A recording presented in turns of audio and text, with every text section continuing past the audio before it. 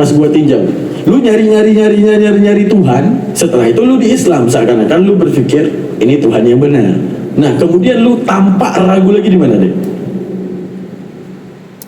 Nah, jadi kalau kamu nanya experience saya, kan belum terlalu mendalam banget ya. Tapi waktu itu yang saya paham itu basicnya mengenai monoteisme, karena itu yang saya ragukan.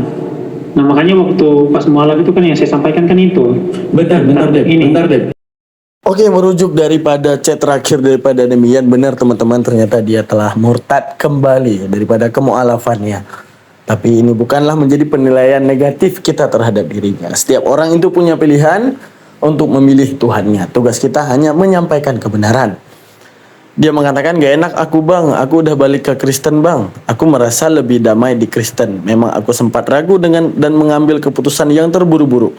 Aku mau aja ngobrol sama abang, tapi aku gak enak bang. Aku sempat ragu dengan ketuhanan di Kristen, terutama dogma-dogma gereja dan denom-denom gereja yang cakar-cakaran. Bahkan aku sempat gak percaya Tuhan. Dan kemarin aku mau belajar tentang Islam, tapi keputusanku buat mu'alaf mungkin terlalu terburu-buru bang. Tapi aku gak bisa bohong perasaanku bahwa aku lebih damai di Kristen. Dan tadi pagi akhirnya saya menelpon Demian dan berbicara soal ketuhanan. Bukan berarti menarik Demian kepada Islam, tapi saya punya kewajiban, sepertinya saya harus menyampaikan sesuatu tentang Allah Ta'ala agar kemudian Demian bisa menjadi wujud pertimbangan. Setidaknya dia mengenal Allah dulu sebelum kemudian dia pergi meninggalkan Allah lagi. Itu keputusan daripada saya teman-teman. Oke, mari kita simak dalam videonya. Let's go.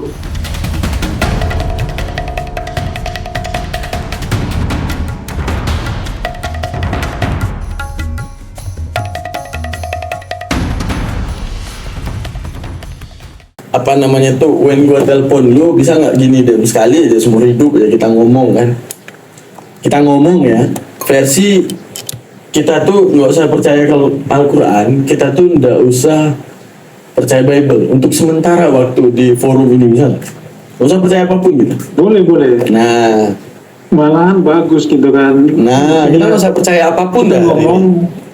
Karena ini ibaratnya kita gini deh, kita semua lagi yang di kitab suci itu kan dianggap kan teologis, benar, tapi kalau tanpa kitab kan ini lebih asik gitu.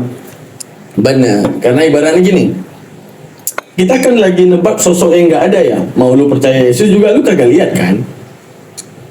Betul. Ya kan? Mau lu percaya Yesus juga kagak lihat. Kalau di sini kita gabungin sama orang Hindu, ya mereka nggak pernah lihat Brahmananya kan? Iya, semua agama ya begitu. Jadi ibaratnya bahwa semuanya kan menerima dari orang tua. Itu pinter Dem. Di situ kita baru mau masuk Dem. Mantap. Jadi ibaratnya gini.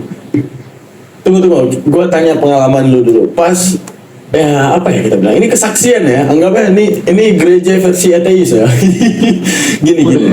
When lu masuk Islam pertama, lu ibaratnya gini, kan lu orang yang udah ngelihat ini Kristen kok katanya jalan kebenaran dan hidup, tapi debat. Karena ibaratnya gini deh, kalau lu mau mikir ya, akulah jalan kebenaran dan hidup, kan itu satu dalil ya, dipegang sama Unitarian juga, dipegang sama Saksi Jehovah, seluruh Kristen pegang itu, tapi kenapa ribut? Katanya jalan kebenaran. Sekarang gini, untuk satu jalan dan untuk satu tujuan, mungkin nggak untuk beda? Paham nggak maksudnya?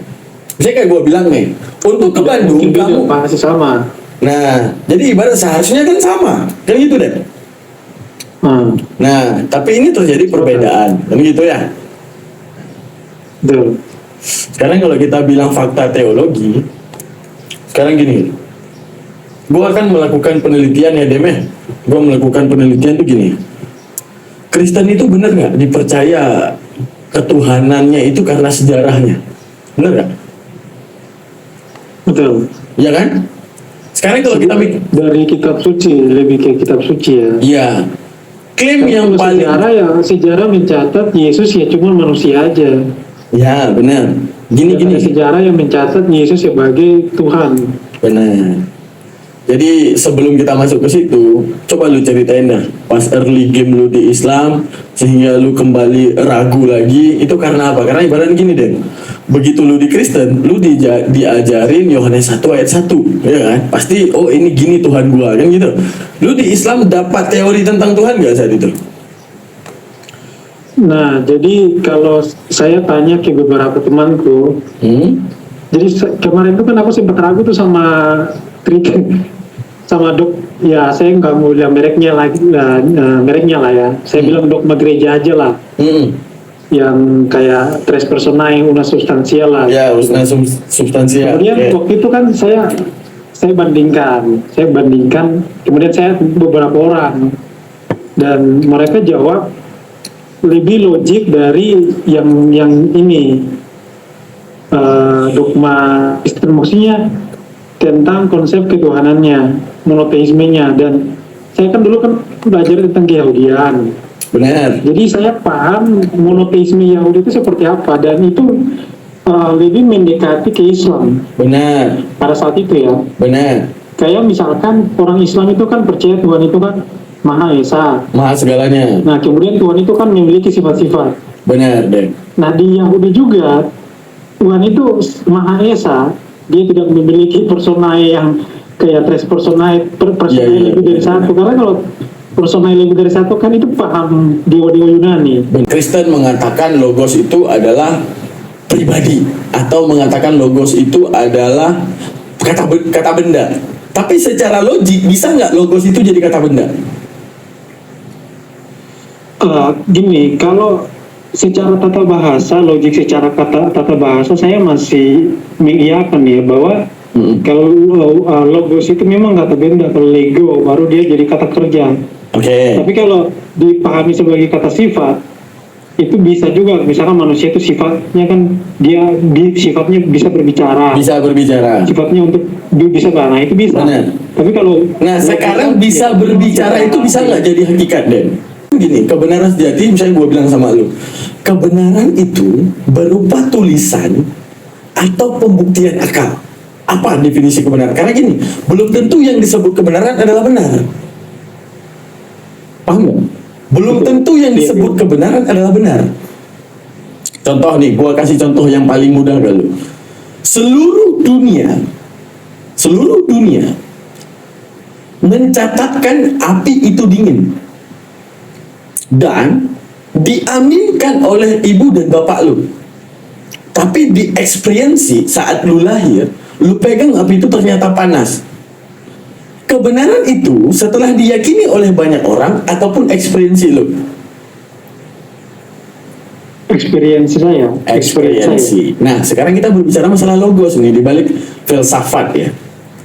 Ketika logos itu dikatakan benda, punya tuntutan dari gua nih. Coba bentuk logos itu menjadi benda. Itu gimana cara memahaminya gitu? Kalau saya memahami bahwa logos itu kata benda abstrak, ibaratnya seperti angin. Jadi angin itu kan ada, tapi kan tidak bisa kita ini gitu kan, melihatnya, merabanya. Nah, angin. Kata-kata itu kayak angin. Kan kata, betul. Kita kan tidak bisa melihat kata-kata itu, tapi kita bisa mendengar. Nggak ada bentuk kata-kata itu kan. Nah, ini jadi sebagai noun. Sekarang kita masuk ke definisi kata benda dulu dah. Kata benda itu eksis apa non eksis deh? Kata benda itu bisa secara kelihatan maupun tidak kelihatan. Contoh? Roh itu juga, misalkan roh kan itu masuk dogmatis. Sekarang gini deh. Misalkan angin itu juga kata benda kan. Roh, udara. Pemahaman tentang ruh, pemahaman tentang nyawa, ateis nggak percaya. Mereka itu nggak percaya soal hal kayak gitu. Paham nggak? Ini kita sedang berbicara tentang objektivitas. Kita yang beragama paham ada roh. Tapi coba ngomong kepada orang yang tidak beragama, mereka nggak akan percaya roh itu ada. Oke, aku pakai contoh yang lain. Nah, kalau saya dalam tata bahasa, misalkan Inggris lah gitu kan. Secara umum angin, oksigen itu semua itu adalah kata benda. Jadi segala sesuatu yang tidak terlihat itu kayak angin atau udara itu juga dikategorikan secara umum, secara objektif sebagai kata benda. Demikian juga kata atau ucapan, kalimat itu juga adalah sebuah kata benda. Gitu Bang, ya aku tahu. Sekarang gini, pemikiran objektif yang namanya kata sifat itu adalah bukan kata sifat dalam definisi Indonesia ya. Kita berbicara esensi sama eksis ya. Yang lebih umum aja. Karena gini, kata sifat itu akan mencakup ataupun mengaitkan kepada sastrawi ya. Mana tahu sastrawi Yunani kata benda itu boleh dalam bentuk tidak terlihat. Sekarang kita berbicara sistem objektif, yaitu antara esensi dan eksistensi itu aja. Oke, sekarang gini, saat lu lihat gula lu lihat itu eksis apa esen? Eksis. Manis yang ada pada gula esen apa eksis? Manisnya. Apa tuh? Bingung saya. Nah, itu namanya itu esen. Arti esen tuh gini, sesuatu yang tak ada. Definisi esensi dulu. Esensi gini, sesuatu yang tak terlihat ya bisa diinterpretasikan setelah kemudian adanya experience. Contoh gini, kenapa lu bisa tahu manis pada gula? Bukan karena lu lihat gula, tapi setelah lu tahu asam, setelah lu tahu pahit, setelah lu tahu asin, setelah itu kemudian lu pilah-pilah, begitu lu rasakan gula, ini berbeda daripada yang pernah gua rasa. Maka lu interpretasikan bahwa itu adalah manis. Bisa dipahami? Bisa dipahami sampai situ? Manis itu keluar karena interpretasi di balik perbedaan tadi deh. Apa? Di mana? Pokok dari sesuatu. Pokok dari sesuatu kayak gini. Eksperiensi tentang esen lu menulis. Oke, menulis. Kenapa? Karena lu udah tahu berlari, karena lu udah tahu duduk, karena lu udah tahu tidur, karena lu udah tahu makan, sehingga ada satu kejadian tangan lu bergerak, memegang satu pulpen dan menggerakkan dan menjadi sebuah tulisan. Eksperiensi lu mengatakan ini namanya menulis. Bisa dipahami? Dimana menulis itu tidak terlihat, karena menulis yang lu lihat cuma tangan yang memegang pulpen dan di depannya ada kertas yang lu gerakkan.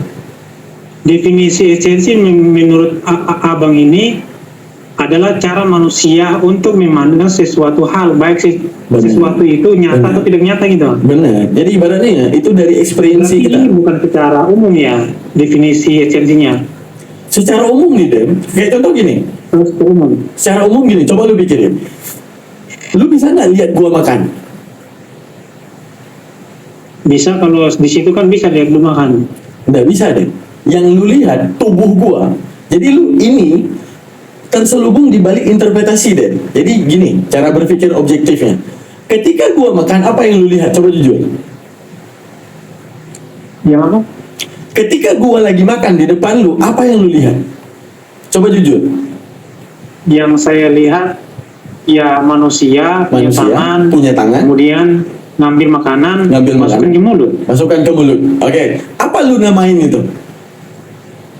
Makan. Jadi makan itu hakikat apa esensi? Hakikatnya. Oh iya, oke, hakikat.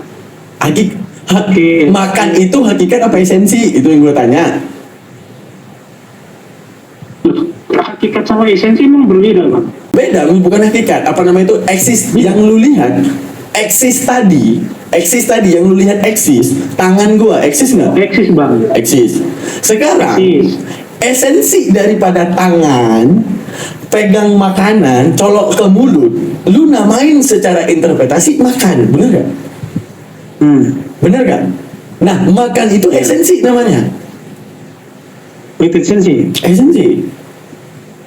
Gitu. Karena esensi kepada sesuatu yang tak terlihat, Den, tapi bisa diinterpretasikan. Sama seperti gini. Hakikat adalah air. Ketika membawa bencana, lu namain banjir. Hakikat adalah air. Ketika ada berada di sebuah lereng, lu namain sungai. Hakikat adalah air. Ketika asin, lu namain laut. Bisa dipahami? Bisa dipahami dari kata-kata gua? Iya. Pokoknya definisi esensi kan ini luas, Bang. Iya, luas. Jadi kadang-kadang juga esensi dianggap sebagai hakikat begini. Esensi dianggap sebagai hakikat. Gini deh. Lu kan hakikat. Lu terjebak, tahu nggak Bang? Terjebak dengan tulisan yang lu baca. Bukan pikiran lu menyetujui tulisan ataupun tidak. Saya dipahami nggak? Jadi ibaratnya gini, ketika ada satu lu baca misalnya definisi Yunani apa? Oke, lu termakan sama itu. Definisi versi Romawi apa? Definisi versi ini apa? Bukan. Definisi, coba lu bangun secara logik dari versi diri lu sendiri, secara logik. Kayak tadi gue bilang. Tapi itu bukannya subjektif ya kalau dari diri saya sendiri. Sekarang gini, lu bisa mikir nggak kayak gue bilang tadi? Kalau subjektif, lu nggak bisa mikir kayak gue. Itu cuma gue doang. Sekarang kayak gue bilang tadi, hakikat air. Ketika asin lu namain laut. Hakikat air, ketika membawa bencana lu namain banjir. Hakikat air, ketika ada di lereng lu namain sungai. Hakikat air, ketika dibor dan menjadi ditaruh itu lu namain sumur. Itu subjektif apa objektif? Coba lu pikirin. Ya tergantung sudut pandang ya Bang ya. Kalau abang kan ini objektif kan. Gini, nggak usah kan lu ya. Setiap orang yang punya otak setuju nggak dengan statement gue? Kenapa? Setiap orang yang punya otak setuju nggak dengan statement gue bahwa hakikat yang lu pandang adalah air, ketika asin lu namain laut. Hakikat yang lu pandang. Kalau ngikutin logika abang kan oke-oke aja gitu. Tapi Filsafat itu gitu. Filsafat Islam ya. Nah, kalau filsafat Islam ada yang namanya diferensia pembeda. Nah, ada yang namanya ada zat, ada yang namanya sifat. Ada zat, ada sifat. Zat kayak contoh gini, zat adalah korek, sifat adalah keras. Di mana korek bukan keras bukan korek. Udah? Kapan keras itu? Kalau itu bisa saya bedain Bang. Gimana tuh? Jadi kalau itu kan bedanya kan yang disebut sebagai apa tadi? Hakikatnya. Nah, ini kita ngomong ke filsafat Islam ya, biar gue lebih enak ngomongnya. Karena kalau masuk ke filsafat umum gue agak pusing juga dengan istilahnya. Korek itu kan keras kan, berarti kan otomatis kan korek ini dia keras itu sebagai sifat karena benda itu dia peras. Jadi itu menjadi sifat. Nah, gini deh. Gue mau bilang gini. Ini filsafat Islam ya. Filsafat Islam itu gini. Tidak ada yang namanya zat yang tak memiliki sifat. Kayak contoh tembok ya pasti ada sifat keras, putih. Di mana putih itu realitasnya, kualitasnya. Selanjutnya manusia. Ya.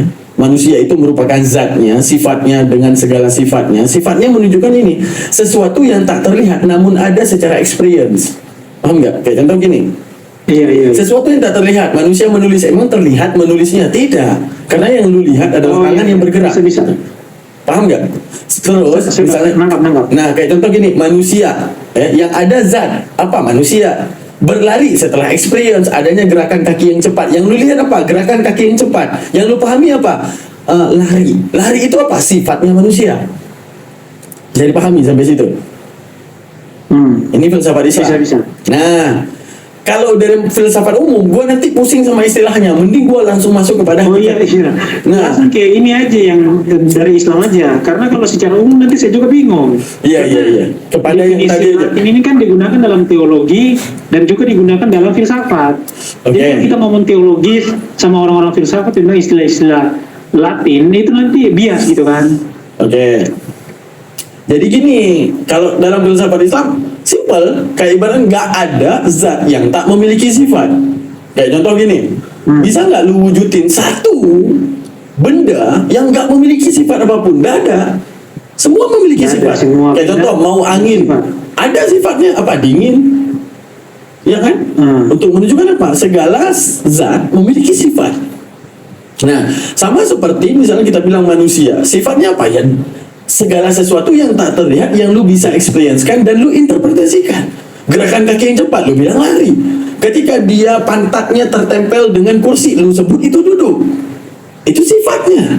Yang lu lihat padahal manusianya. Lu tidak pernah melihat duduk. Yang lu lihat adalah manusianya, paham nggak? Nah, itu kalau filsafat Islam. Oke. Sekarang ini deh, sebelum kita masuk ke ranah keateisan kita nanti ya, bentar lagi ya. Karena nanti gue bakal masuk ke ranah ateis. Ini sebelum masuk ke ranah ateis, gue pengen tahu pengalaman lu di Islam dulu dah. Gimana deh?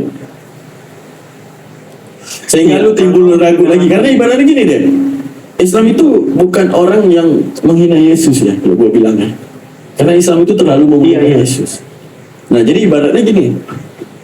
Mungkin dalam Midrash dan Talmud Yahudi mereka itu sebagai pemfitnah Yesus yang mengatakan Yesus itu anak zina kan, dan ibunya itu penzina kan. Iya. Kalau Oke. dibandingkan ya Yahudi gitu. Oke. Maksudnya kalau saya objektif kan, Kalau di Islam, Yesus itu sosok yang mulia. Ya kan gitu ya.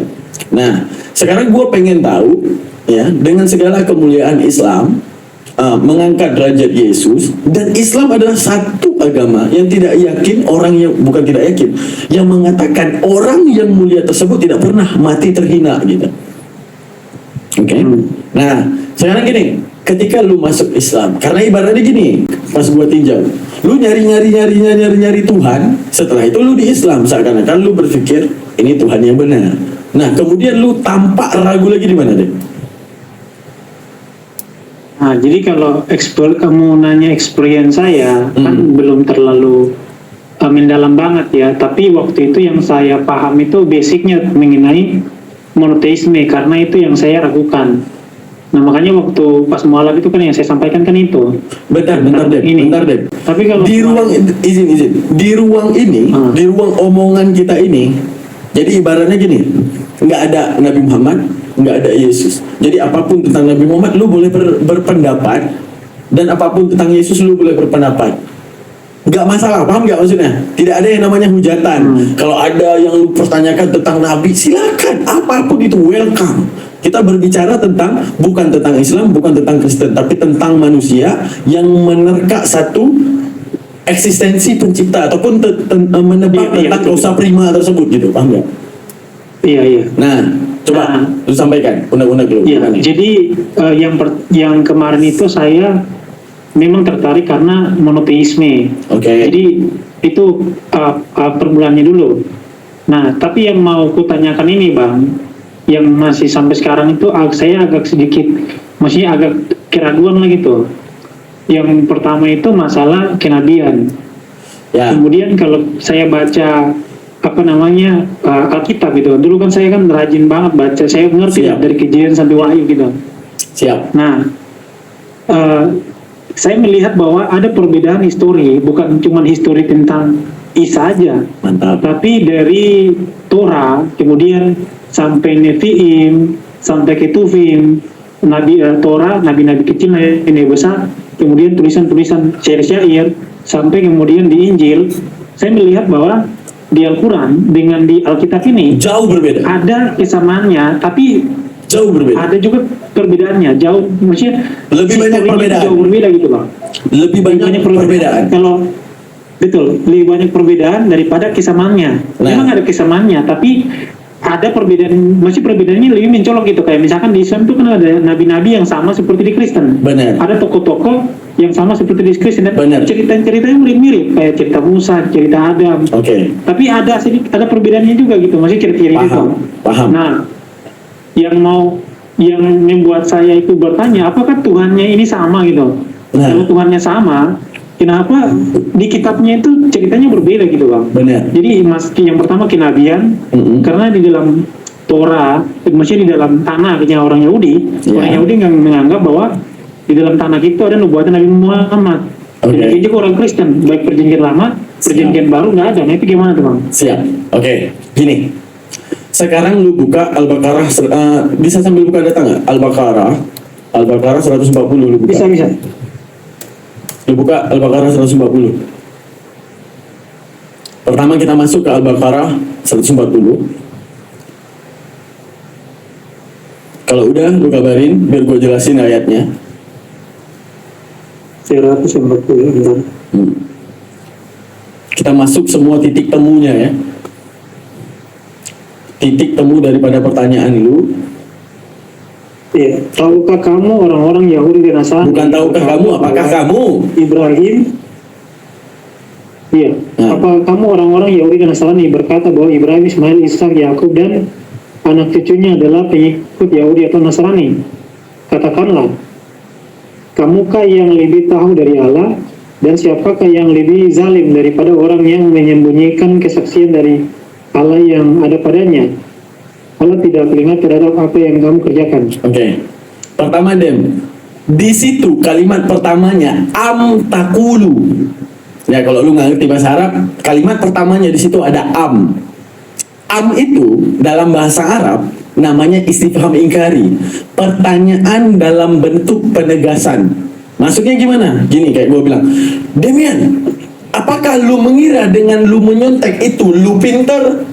Itu kira-kira gue bertanya apa negasin lu? Dem?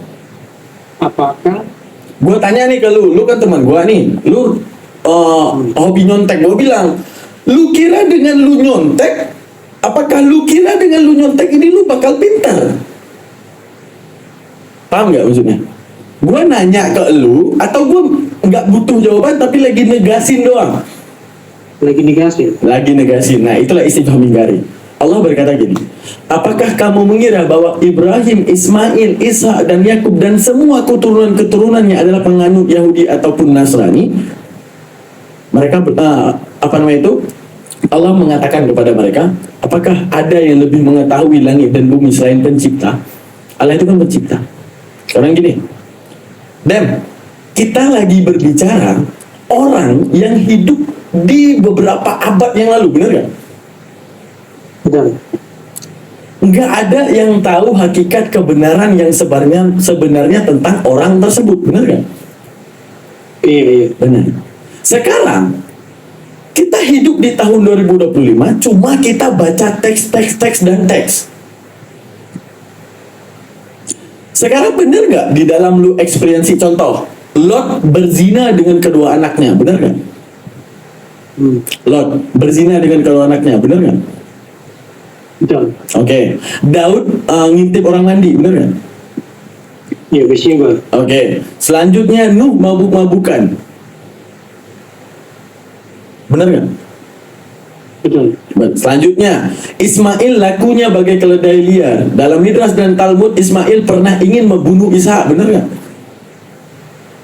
Iya, Sefer Ayasya. Benar. Selanjutnya, apa namanya tuh, Nabi Isa dikatakan mati terkutuk di atas tiang salib ataupun Yesus itu, benar nggak? Oke. Al-Quran berbicara sebaliknya. Apa berbicara sebaliknya? Pertama, Al-Maryam 54, apa dikatakan? Wahai Muhammad, ceritakan kepada mereka kisah Ismail. Dia benar-benar shadiqul wa'di dan seorang rasul. Artinya, Allah ingin mengatakan, wahai manusia, setelah lu kemudian memfitnah rasul-rasul gua, maka kuturunkan Muhammad untuk ngasih tahu kisah yang di belakang, siapa mereka sebenarnya. Karena gini, kalau kita membedah Al-Quran, kenapa Al-Quran memusuhi Yahudi? Pertama, Yahudi itu memiliki sifat, bukan Yahudi sih, Bani Israel. Bani Israel itu memiliki 3 sifat deh. Apa sifatnya? Kalau enggak bisa mereka dustakan, artinya ini ajaran, sembahlah Tuhan. Mereka bilang, enggak, aku nggak mau sembah. Nah, itu mereka dustakan. Yang kedua, kalau mereka tidak bisa dustakan, mereka akan memfitnah. Itu Al-Quran yang bilang. Yang ketiga, kalau mereka tak bisa memfitnah, mereka akan membunuh. Itu sifat yang dikatakan oleh Al-Quran tentang Bani Israel. Sekarang gini, benar nggak fitnahan itu terjadi? Terjadi. Apa contoh? Ismail laku seperti keledai liar memerangi Ishak karena ingin mengambil harta bapaknya. Benar nggak? Itu dalam Talmud dan Midras. Allah turunkan Al-Quran dengan satu utusannya yang dititipkan pemahaman bahwa Muhammad kasih tahu kepada mereka yang telah memfitnah Ismail. Inilah cerita yang sebenarnya. Lu boleh buka Al-Maryam 54. Dia itu adalah merupakan seorang rasul yang tak pernah berlaku keji seperti itu. Lot yang berzina dengan kedua anaknya disebutkan dalam Quran surat Al-Hud. Apa dikatakan? Lot itu adalah seseorang rasul yang diberikan kepada kaum Sodom dan Gomora untuk memerangi pemahaman homoseksual. Dan dia merupakan seorang rasul yang tak pernah melakukan hal keji tersebut. Daud, ya, Daud dalam kitab Tawarikh entah Samuel, dalam Samuel dikatakan apa? Dia disuruh oleh siapa? Saulus ya, bukan Saulus. Yang disuruh cari 100 kulit khatan, lu ingat nggak di mana? Siapa? Saul ya? Saul. Nah, apa kata Saul? Aku tidak butuh mas kawin. Aku yang butuhnya Daud terhadap mas kawin anakku. Dia cari 100 kulit khatan, kulit nonot manusia. Dikatakan, akhirnya Daud membunuh 200 orang Filistin dan membawa semua kulit khatannya kepada raja. Sekarang gini, benar nggak kata Al-Quran kalau mereka sedang memfitnah orang-orang yang mulia? Di mana Daud merupakan orang yang mulia? Di dalam Al-Quran yang tidak pernah berlaku demikian. Artinya, daripada Al-Baqarah ayat 140, Allah mau ngasih tahu kalau tanpa Muhammad nggak ada yang tahu kisah sebenarnya di balik penyelewengan mereka menambah dan mengurang ayat Allah untuk memfitnah rasul-rasul yang mulia. Bisa dipahami sampai situ? Iya. Sekarang gini, kita buka. Jangan kau campuri. Ntar, aku lupa ayatnya. Hak dan yang betul nih.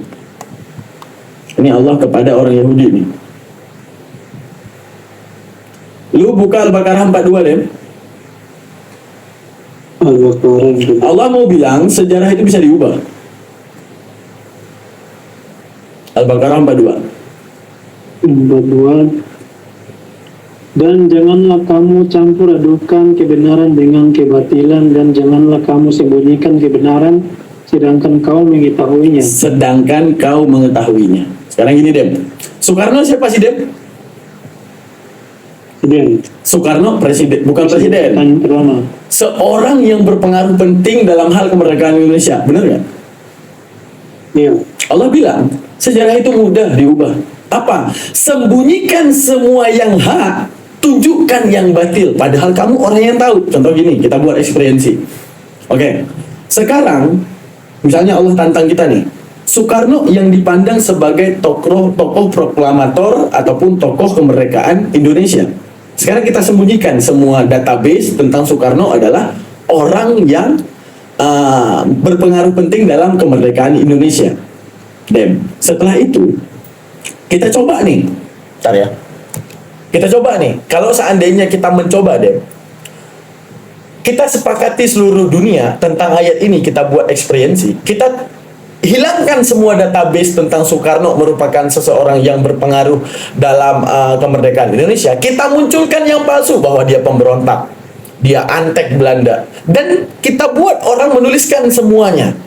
Setelah kemudian orang tuliskan dan dituliskan, ya, ada naskahnya. Pertanyaan gua, 3000 tahun yang akan datang siapa Soekarno menurut orang 3000 tahun yang akan datang? Halo Dep. Belum tentu ceritanya sesuai dengan yang ini. Ya enggak, sekarang Bisa kita berubah. hak ya, arti hak. Soekarno itu siapa? Pasti lu tahu. Tokoh, proklamator, dan presiden, dan seseorang yang berpengaruh penting dalam kemerdekaan Indonesia. Untuk kita sekarang pembuktian tentang ayat Allah, apa dikatakan? Kalau sekarang kita bersepakat untuk menghilangkan, seluruh Indonesia ini bersepakat untuk membuktikan ayat ini, kita hilangkan database tentang kebenaran tentang Soekarno itu. Bukan hilangkan, kita sembunyikan database yang haknya.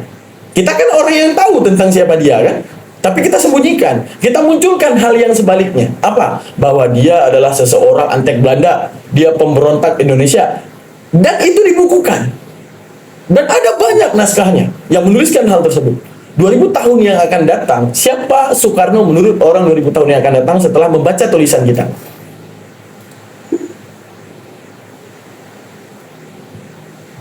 Kalau orang yang 2000 tahun kemudian yang baca tulisan kita, ya pasti percaya kepada tulisan itu bahwa Soekarno itu begini begitu yang jelek-jeleknya. Benar. Allah mengatakan di situ apa? Wa antum ta'lamun. Sedangkan kamu mengetahuinya. Jelas? Jelas? Allah ingin mengatakan wahai Yahudi. Pertanyaannya gini, Bang. Begitu kan logika, berarti kan nanti ada pertanyaan lagi, apakah Tuhan tidak mampu menjaga firman-Nya sehingga firman-Nya itu dipalsukan, maksudnya dirubah, kemudian kenapa harus 600, maksudnya dari contoh nih kita ngomong zaman Isa misalkan di Muhammad itu kan sekitar 500 lebih kan, ada 500 tahun lebih lah, taruhlah begitu. Ya, paham. Kenapa baru sejauh itu, bahwanya selama 500 tahun dulu baru di abad ke-6 baru ini diluruskan gitu. Benar. Itu kan kayak terlambat gitu. Paham. Sekarang gini, sebelum era Nabi Muhammad, Allah melakukan segala sesuatu itu dengan tujuan gini, jangan ada gugatan kepada Allah nantinya. Sekarang gini, di era Abraham saja itu sudah ada nggak penemuan tentang, bukan penemuan ya, papirus, tulisan, kan belum ada yang namanya tulisan. Sekarang minimnya gini, minimnya alat untuk membukukan itu salah satunya. Saya pahami. Minimnya alat untuk membukukannya itu salah satunya. Yang kedua, ya, ajaran era Abraham itu adalah ajaran mereka menebak tentang Tuhan. Artinya menebak tentang Tuhan, Majusi menyembah api, Namrud menyembah Lata, Uzza, dan Hubal, menyembah patung. Oke. Sekarang di era awal adalah era pelembutan doang. Di era Abraham ya udah cukup kasih tahu kalau aku Tuhannya. Artinya Abraham dites oleh Allah atau enggak gimana? Kalau kita menggugat Allah dan mengatakan, "Ya Allah, kenapa engkau mengazab aku di neraka, sedangkan engkau lahirkan aku daripada ibu dan bapak yang tidak menyembahmu? Sungguh enaklah mereka yang mempunyai ibu dan bapak yang menyembahmu, sehingga mereka lahir juga ikutan menyembahmu." Allah bantah, lihatlah Abraham. Abraham adalah orang yang dirawat oleh Azar. Azar itu siapa? Pembuat berhala. Ketika kemudian dia dirawat oleh Azar, pernah nggak dia menyembah berhala? Enggak, dia menggunakan eksperiensi ataupun akal dan kelogikaannya. Apa? Ketika dia melihat patung, Tuhan maha kuat. Patung kalau aku hancurkan, hancur. Hancur sama dengan maha lemah. Lemah dan kuat tidak mungkin bersatu dalam satu waktu. Seperti saya bilang kuat, maka batalah kata lemah. Saat saya bilang lemah, maka batalah kata kuat. Saya sebutkan kiri, batalah kata kanan. Saya sebutkan kata kanan, batalah kata kiri. Saya sebutkan kata langit, maka batalah kata bumi. Saya sebutkan kata bumi, batalah kata langit. Maka akhirnya Abraham nggak percaya dengan sesembahan mereka. Kalau di Al-Quran menjelaskan bahwa, di Al-Quran dan hadis menjelaskan bahwa Abraham akhirnya naik ke sebuah gunung, melihat matahari. Apakah itu Tuhanku?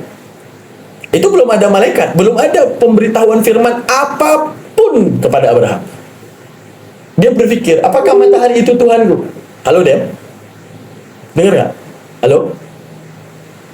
Halo? Dem?